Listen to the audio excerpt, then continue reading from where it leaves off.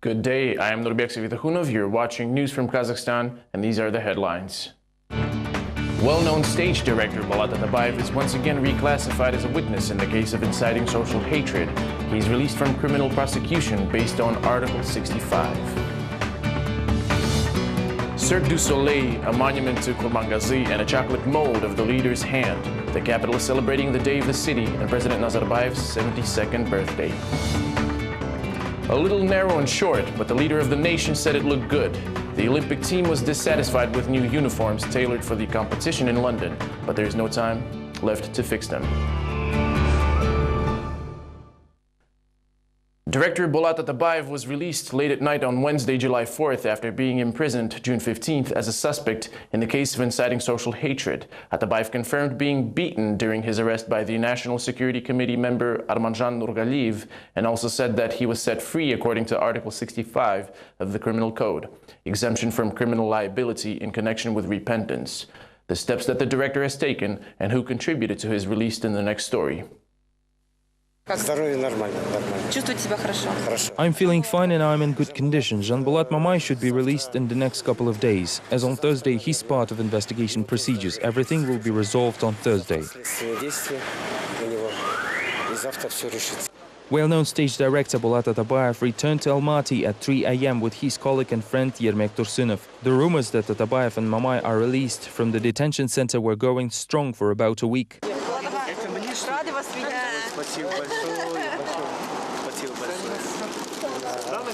The National Press Club has not gathered so many colleagues, like-minded people and journalists for a long time. The role assigned to Atabayev and Mamai in the case of instigating social hatred was quite clear from the start, and the stage director explained how he planned to act further. I plan to go on a hunger strike on July 6 after learning the date of the trial, so the idea was to drag my corpse to a court, make them put a corpse on trial. But I offered my own, less violent scenario. The less violent scenario came from the director of a controversial film, Kalin Yermek Tursunov, who assumed the role of a negotiator between law enforcement and Atabayev. He went to Aktau and asked to see case materials, acting as if on a hunch. I can repeat once again here, it wasn't your place, you need to be in the theater. Some bastards have used you. I don't know who it was, but they used him, even though he disagrees. No one used me. The dissident director categorically refused to take part in the investigation. He didn't give testimonies or even read case materials. It said that I sincerely repent, and I said no, I won't sign anything. They had something written further about Kozlov, something along the lines that Kozlov sent me to Zhanozyan, gave me instructions as if I was his subordinate. Bolat Atabayev agreed to the offer to become a witness instead of a suspect only after he was satisfied with the document's wording. Tursunov suggested I should write that I was sorry the blood was shed, so I did, although this is not proper Russian, and I noted that. But he said I shouldn't care and just write that down. In the end, the stage director was kept in the detention center for several more days. Despite his age and illnesses, Atabayev looks back at the 15 days in the detention center with humor. He wasn't beaten, tortured, and his cellmates were helping him. Vladimir Kozlov bought a shower, sink, personal care items so that we could live normally there. He even renovated 2 cells, one for himself and another for Sapargali and myself. Perhaps they understand they'll be there for a long time, but in general, we were all right there. What really happened in Aktau and what is Yermek Tursunov's role in Bolat Atabayev's release is still a mystery. Tursunov absolutely rejects all illusions he has connections with national security. I went there to rescue my friend. I told him he was not right in several instances, and I don't know what he thinks now, but I will never betray him. The situation was such that he needed to be rescued, and I don't need all these accusations that I was called upon or ordered to do so. No one told me anything. I went there myself, bought the ticket with my own money, paid for my stay there, and then fought with him a lot. He is very stubborn, and it is impossible to convince him of anything.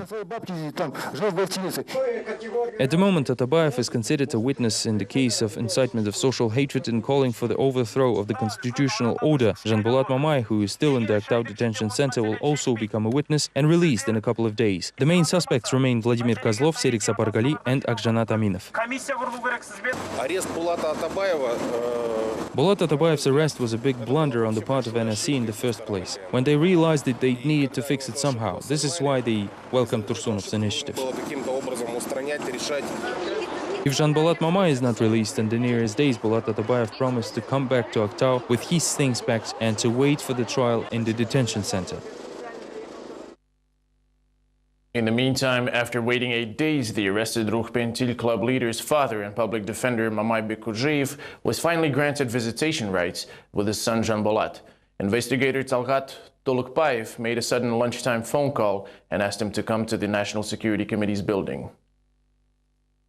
After receiving the copy of the resolution making him a public defender, Bekujeev immediately took advantage of this newfound right to see the suspect, but not before strongly criticizing the national security investigator for creating so many hurdles. The man expressed his dissatisfaction with the work so far and said he will insist on the investigator's dismissal. Mamay Bekujeev was glad to finally see his son, although the sudden release of Bulat Atabayev and his immediate departure to Almaty somewhat upset him. After all, both the acclaimed stage director and young journalist have suffered for the same thing, dissidents while fighting for the rights of oil workers. Mamay Bekujeev believes that despite the pressing circumstances or agreements, Atabayev should have called his friends who were waiting for him in Aktau all these days. We had met and we talked. I will see him at 3 p.m. again. Janbolat doesn't know about the release of Bulat Atabayev. I told him about it and that Atabayev is already back home. Janbolat didn't know how to react at first, but said it is good that Atabayev was released. Overall, he was glad to hear that. However, I still do not know when Janbolat himself will be released. In total, as mentioned earlier, the people still held in the Aktau detention ward on charges of inciting social hatred are opposition politician Vladimir Kozlov, public activist Serik Sapargali, journalist Janbolat Mamay, and Mangistau oil strike activist Akjanat Aminov. Rosa Tulitaeva remains under arrest due to her 7-year sentence after the Zhanauzian trial, while becoming a witness in the social hatred case. The similar decision was made in regards to Ayman Ongarbayeva and Natalia Azhagalieva. The member of Khalik Maidani movement Ayjangul Amirova was also released from custody. Helicopters protecting public order will be hovering above the festive capital city from July 6th to July 8th, reported Ministry of Internal Affairs spokesman Nurdilda Oraz on Wednesday. Around 2,000 policemen, 210 vehicles, 2,700 security turnstiles, as well as helicopters and other special equipment, are used for maintaining public order. The monument Aza Eliya, the square, the ethnic village near the Khanshatyr Mall, and the Sound River on the bank of Yusil are kept under 24-hour security. As of Thursday, police personnel of the city have significantly stepped up security measures, for instance, increasing the number of police officers on patrol. All cars arriving in the city will undergo thorough inspections. Oraz reports that the work on detaining troublemakers and crime prevention is underway. Thus, a 56-year-old man was arrested on Kazıljar checkpoint near the capital on Tuesday, trying to smuggle 267 kilos of cannabis in 11 bags inside his minibus. Only few days are left before the 14th anniversary of the capital and the head of state's 72nd birthday. Residents are enjoying the festivities at full swing. The world-famous Cirque du Soleil gave a performance on Wednesday at the heart of Kazakhstan. And earlier, denizens of Astana were treated to masterpieces of culinary art during a competition held at the Congress Hall. Astana hosted a creative baking competition on the eve of the Day of the City. Pastry cooks reproduced recognizable landmarks of the capital, Bayterek, Khanshatyr and Triumph. Chocolate-coated President's administration Akorda was praised in particular. The nation's leader's birthday falls on the same day with Astana's anniversary, and anyone could taste the replicas of Nazarbayev's handprint from Bayterek or his autograph called the icon of masculinity. A July 6 concert of the popular music band Muzart is another gift for the city residents. Notably, musicians didn't prepare any song surprises for the president. This time we have come here to congratulate not only the president but all the people. I believe Nazarbayev has done a lot for the city to flourish, as he was directly involved. Meanwhile, the leader of the nation made a gift to himself in the form of a monument to famous Kazakh classic Kurmangazy Sagirbayev. On Wednesday, the president cut the ribbon at the opening ceremony of a 10-meter statue. Today we open a memorial to the great composer Kurmangazy and his song Sarayarka, which stands for the golden step the capital was built at. Our people have always kept the memory of Kurmangazy, passing it from generation to generation. I congratulate everyone with this event. The most spectacular surprise of the day certainly was the performance of Circus du Soleil. As emphasized by the administration, the foreign guests brought a unique 15-minute show specifically produced for Kazakhstan. The agreement about the tour was struck just recently, leaving the artists only 2 months for rehearsals, whereas it usually takes up to 2 years. The show in Astana was absolutely free for everyone. This is a non-profit project. As you know, the tickets are distributed on a free-of-charge basis for people who cannot afford travel abroad. This show was brought here so that people with low income had an opportunity to see it. The free admission to the world-famous circus show stands out among other events, since even the local band performance tickets cost up to $100, whereas the president's residence cake came at a price of $268.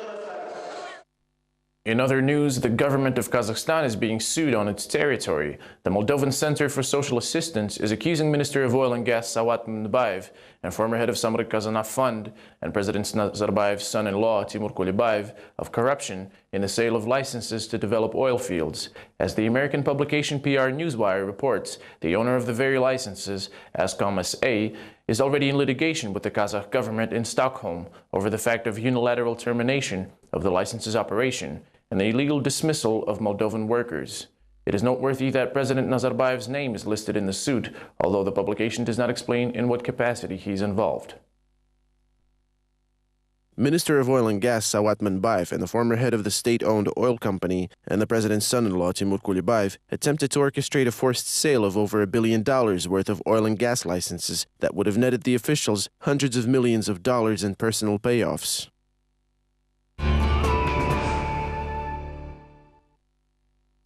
Deputy Prime Minister Serik Akhmetov announced behind closed doors that the ArcelorMittal strike and miners' problems will not be discussed at the International Mining and Metallurgical Congress, which was launched in Astana on Wednesday. Mittal employees organized a mass warning protest in the Karaganda region, with over 2,000 people demanding wage increases by 30%. Even though the miners eventually returned to work, they are still ready for a real strike. On Wednesday, less than a week later, the Days of Mining and Smelting Industry kicked off in Astana. The event was attended by managers as well as union representatives from across the country.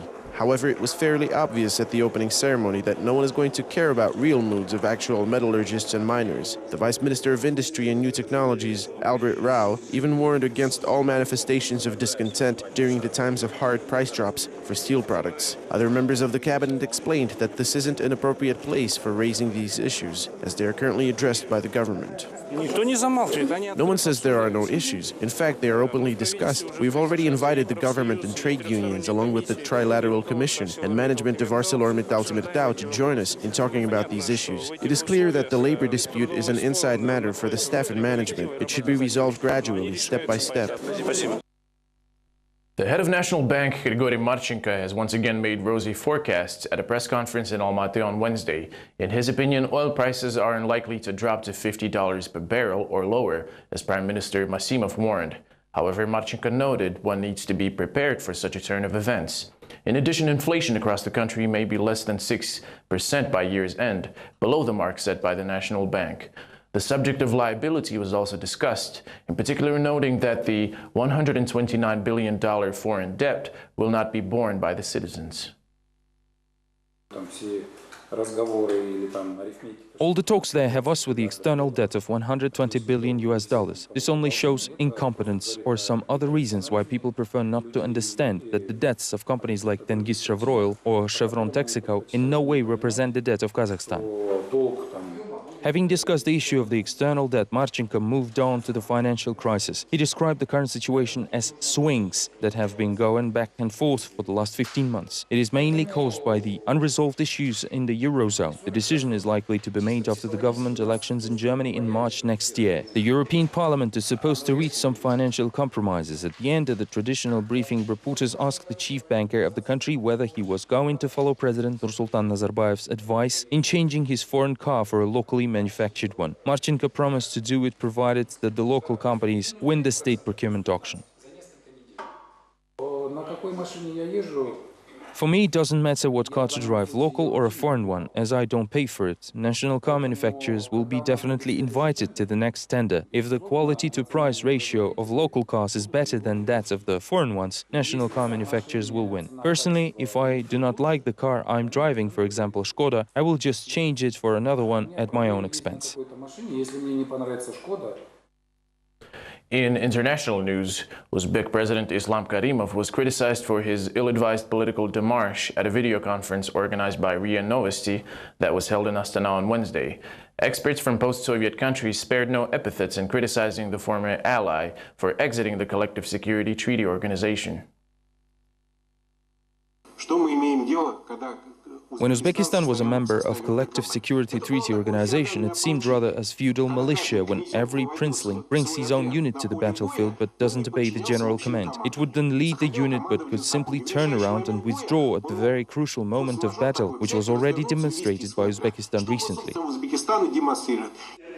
Yet the massive attack on Uzbekistan and its leader suddenly turned into a confrontation between experts themselves, with parties blaming and publicly rebuking each other. The head of the ruling party's Institute of Parliamentarianism, Bolat Baykadamov, accused the Russian authorities of weakening the influence on Uzbekistan, which allegedly caused Islam Karimov to deliberately slam the door and go pro-American. Russian experts in turn declared that Kazakhstan, as acting chairman of the Collective Security Treaty Organization, played quite an important role in Uzbekistan's CSTO démarche as well. During the fierce debates, all parties were forced to admit that as an organization, the CSTO, which previously positioned itself as a Soviet alternative to NATO, cannot even regulate conflicts between its member states. Moreover, a serious threat of a confrontation between Kyrgyzstan and Tajikistan is brewing within the organization, which can even lead to a civil war.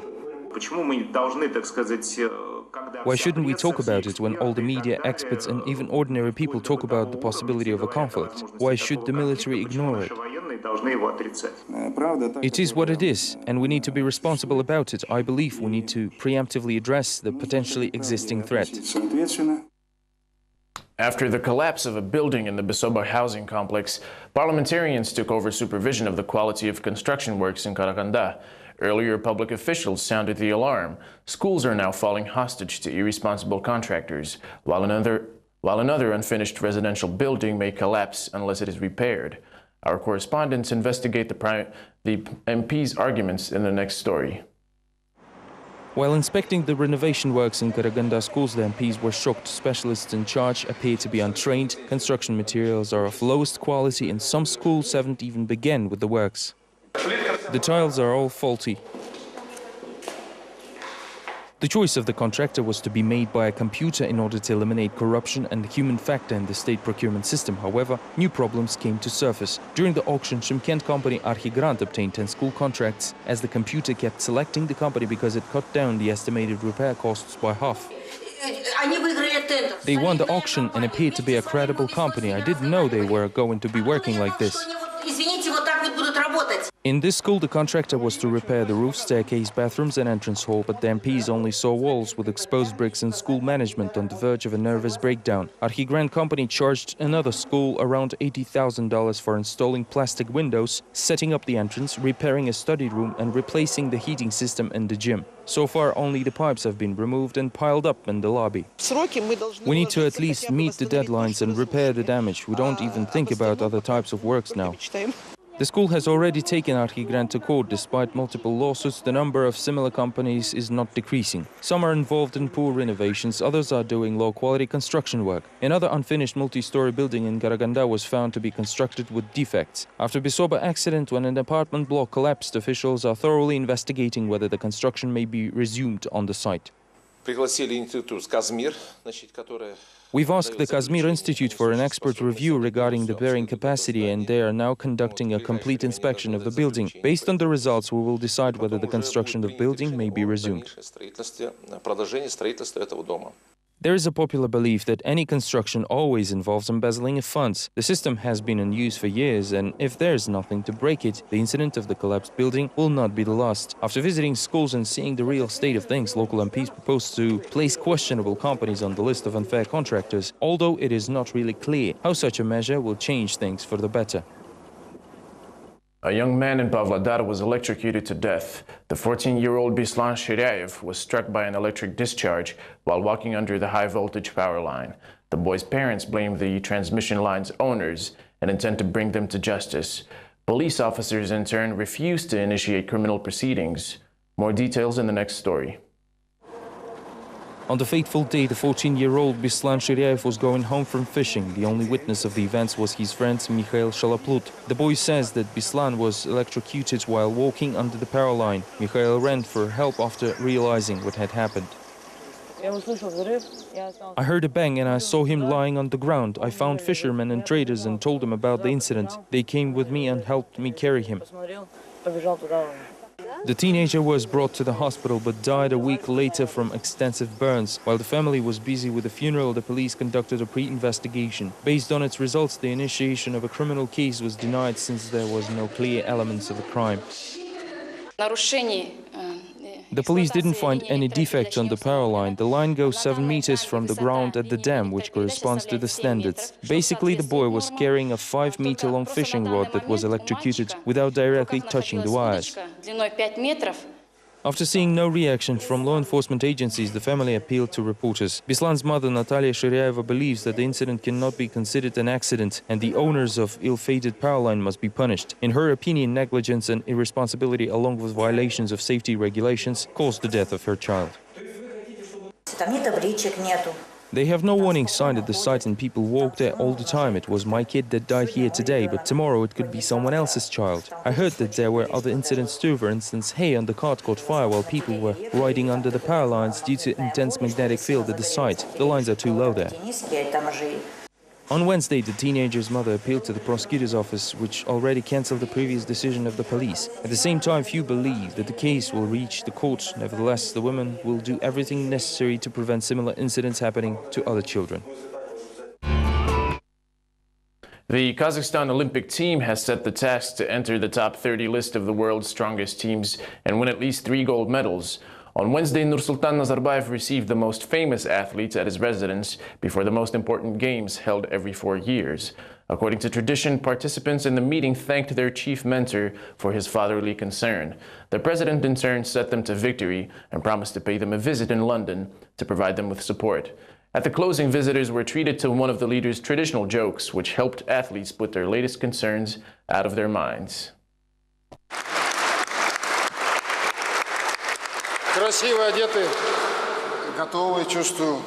Nice uniforms, I feel you're ready for a victory.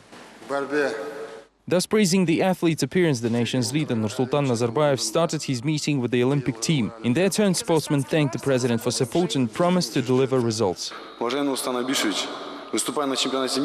of us members of Kazakhstan's team are ready to challenge the most decorated sportsmen. Feeling your support, I can say with certainty that you are a co-author of my victories. The farewell ceremony ended with exchange of gifts, a flag from the president and a team cup from athletes, which Nazarbayev did not even touch. On Tuesday, the team gave a ceremonial oath of victory cited by the flag bearer and later certified and sealed. Following the farewell ceremony, team members complained to reporters about the design of the Olympic uniform. Apparently, it is not very comfortable, not decorated enough, and in some cases, even of wrong size. The uniform that was made for Olympics in China and now is not very good. I don't like the quality.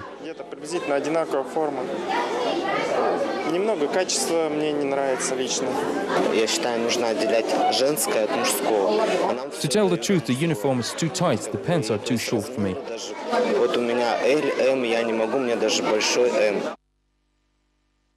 The fashion house of Kuralay Nurkadilova, responsible for national team's uniforms, believes the claims are invalid. Previously, designers only heard praise, including from the sportsmen themselves. Были у нас очень много уважаемых людей, спортсменов, которые представляют вообще Kazakhstan. We had a lot of respected and honored athletes who represent Kazakhstan in London Olympics, and they had no claims or dissatisfaction over our work and services and uniforms. Померки по костюмам не имели. In any case, it is highly unlikely that uniforms will be redesigned in such short time before Olympics, especially since the nation's leader praised the athlete's appearance. This is all we have time for now. Thank you for watching. Goodbye.